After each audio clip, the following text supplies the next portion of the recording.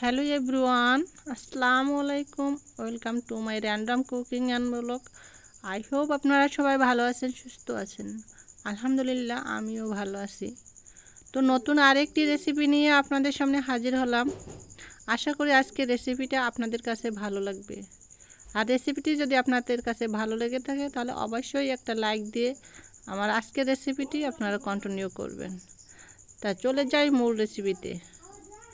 এখানে আমি কিছু ভেন্ডি কেটে নিয়েছি, এরপরে কিন্তু আমি এই যে মাছ কেটে নিয়েছি, তারপরে এই যে মাছ, ভেন্ডি, তারপরে আলু কেটে নিয়েছি। এগুলো দিয়ে আমি মাছ দিয়ে এই ভেন্ডি, আলু এগুলো ঝোল করব।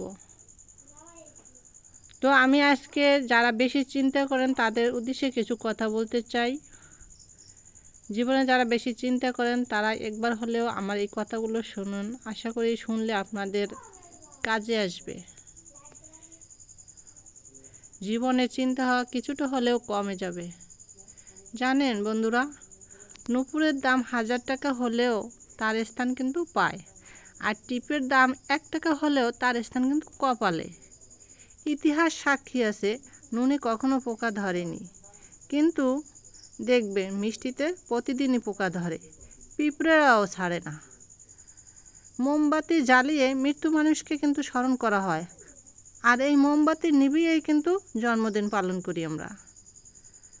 মানুষ সোজা পথে কিন্তু চলতে চায় না, আর বাঁকা পথে তারা আগ্রহী বেশি। সেজন্যই তো মদ বিক্রেতাকে কোথাও যেতে হয় না, আর দুধ বিক্রেতাকে বাজারে যেতে হয়।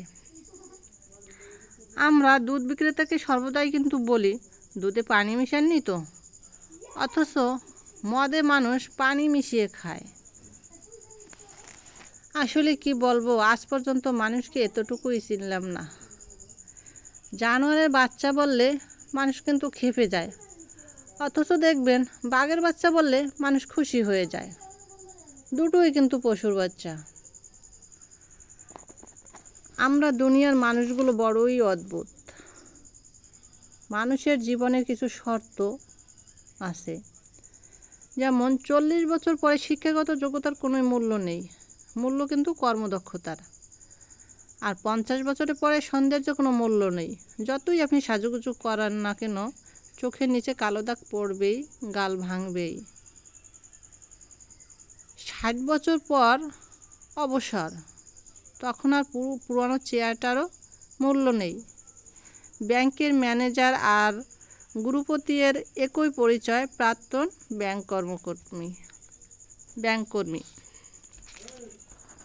70 বছর পর বড় বাড়ি আর ছোট বাড়ির মধ্যে কিন্তু কোনোই তফাৎ নেই, কারণ ছেলেমেয়েরা সব বাহিরে থাকে, আর বাড়িতে থাকে কিন্তু শুধু বুড়ো বুড়ি।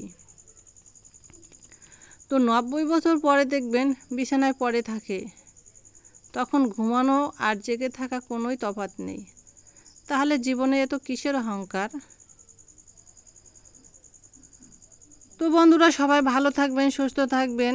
আজকের ভিডিওটি এ পর্যন্ত, দেখা হবে নেক্সট কোনো ভিডিওতে। সে পর্যন্ত সবাই ভালো থাকবেন।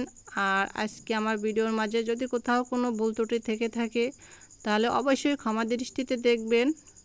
আর ভিডিওটি যদি ভালো লেগে থাকে তাহলে ফ্রেন্ডস অ্যান্ড ফ্যামিলিদের মাঝে আমার ভিডিওটি শেয়ার করে তাদেরকেও দেখার সুযোগ করে দিবেন। আল্লাহ হাফেজ।